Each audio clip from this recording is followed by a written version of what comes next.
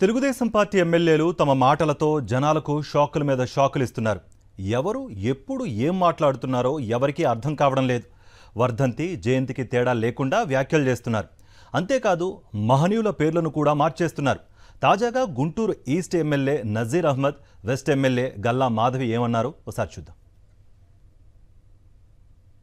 రాజకీయ పండితుడు సర్దార్ గౌతు లచ్చన్న గారి వర్ధంతిని పురస్కరించుకొని జయంతిని పురస్కరించుకొని ఈరోజు పవన్ కళ్యాణ్ గారికి ప్రత్యేకించి డొక్కా మాణిక్యమ్మ గారి పేరు మీదుగా ఈ అన్నా క్యాంటీన్ని